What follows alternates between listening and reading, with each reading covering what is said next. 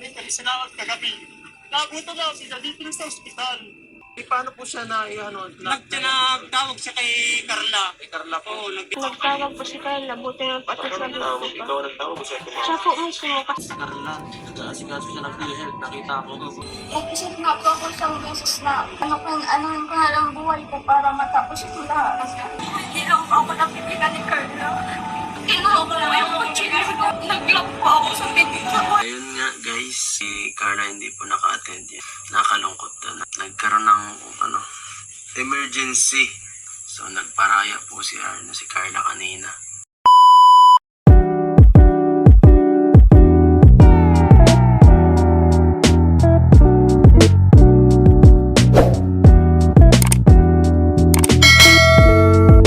bilang emergency yan kasi si Arjun. Ano po?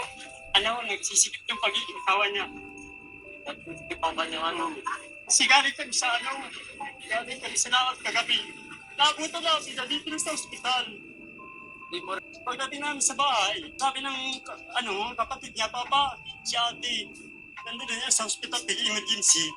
Paano po siya na, Nagtawag siya kay Carla. Kay Carla po? Oo, nag-video call siya. Tapos pinuntahan siya ni Carla sa bahay. Tapos yung si Carla naman, tinawagan yung mga kapatid ko, nagpatulong siya. talaga nagpalpitin mo. Kagabi. Buti nga po at nakatawag, nasagot ko pa yun. Sabi ko, nag-chat po kasi kay Carla na.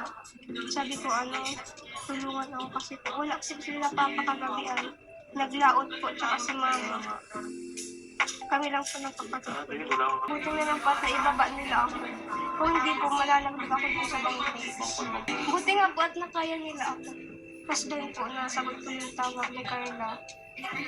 Hindi na talaga ako nakakasagot nahirapan ako magtinga. Parang paisa-isa na lang yung nakatulad.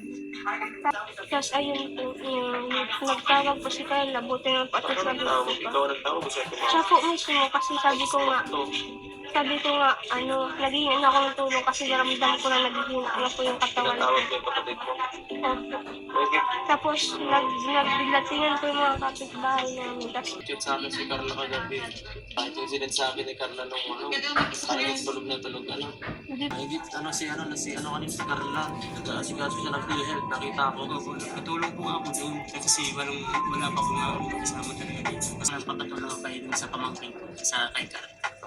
Salamat po. Nakawas-bawas naman sa bayan. Shout out kay Carla. Salamat. Nag-isip nga po ako isang beses na ano ko na lang buhay ko para matapos ito lahat. Marami naman. Huwag mo gagawin. Anong dinamdam mo lahat ng mga bashings na Alas ko lang po yung puyat kita.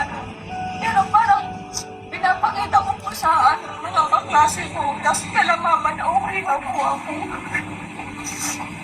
Ang loob ko is parang lulong na po sa mga sinasabi ko na iba. Siguro po, hindi lang po ako napipilan ni Carla. Kasi po, yun lang po talaga yung way para matapos po kayo yung nag-iisip ko. Hindi lang po siguro ako nag-aware na ni Carla, parang na-save niya ako ganun.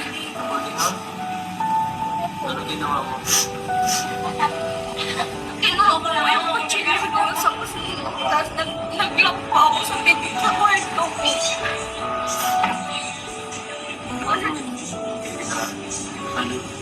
Parang kasi yung mga sinasabi ng parang ayoko po kasi parang po kung nagkamali ako. Pero yung mga sinasabi ko, hindi naman ako.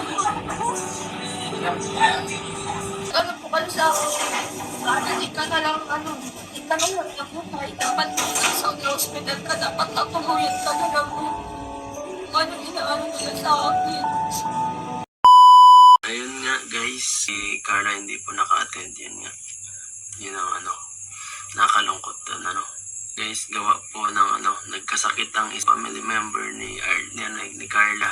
Si Arjun po nagkaroon ng emergency. So si Carla muna ang tumayong doon, bumantay.